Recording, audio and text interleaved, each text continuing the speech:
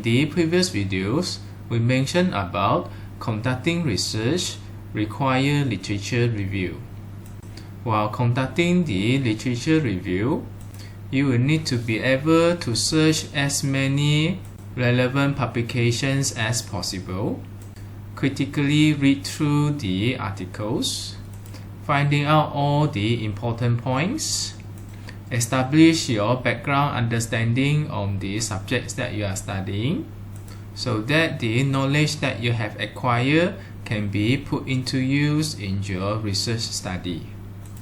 It was mentioned that the critical reading is rather challenging. This is mainly due to the nature of the literature, which is fragmented. You will need to first understand the content and then putting the pieces of information and knowledge together in order to acquire a bigger picture of the subjects that you are studying. Along the way, you are also being introduced with some techniques of technical reading, as well as the type of information that you are looking for from different sections of the research article. There is one more thing that you need to know regarding reading, which is the critical reading. This critical reading can be generally understood as a technique that you apply in order to enhance the clarity and comprehension of the content that you have read. It is not merely reading. In fact, it is one more step further from comprehension, which involves presenting a reasoned argument that evaluates and analyzes what you have read. In another word, while reading, your mind participates as the third party, asking you questions such as what the author is trying to say, what is the main argument being presented, do you agree with the argument presented, will you reach to the same conclusions as the author when you encounter the similar situations, and so on and so forth. You must have your own opinion on whatever that you have read, not to be so easily influenced by the reasonings and the arguments given by the authors. Don't assume all the reported results or the arguments are correct, as the authors are presenting what they have done, what they have acquired for the result, how they analyze the result, what is their interpretations, and giving their opinions to discuss the findings. There could be some limitations in the research design, probably some errors or compromise that have been made during the experiment. Their arguments and understanding, probably to some extent, is limited by their exposures and prior understanding.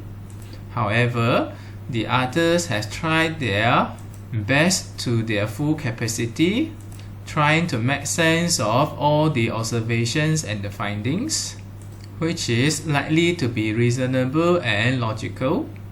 But sometimes there could be flaws and misunderstanding. Therefore, you need to be always suspicious of what you have read. These are several questions that you may ask yourself while reading the research article. For example, the author attempts to solve the right problem. Are there any simpler solutions that can be used? What are the limitations of the solutions? This kind of limitations can be either being stated or ignored. Are there any missing links? Are the assumptions made reasonable? Is there any flaws in the reasoning? Are the arguments made on right data? Are the data gathered and interpreted in the correct manner? Whether some other data set would have been more compelling? And so on and so forth.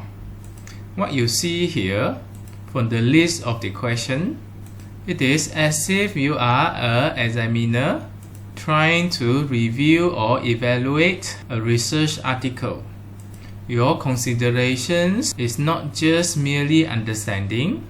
You are also evaluating whether the author is doing the research work correctly, whether the argument is justified, whether the result is correctly interpreted, whether the research is effectively designed, and so on and so forth.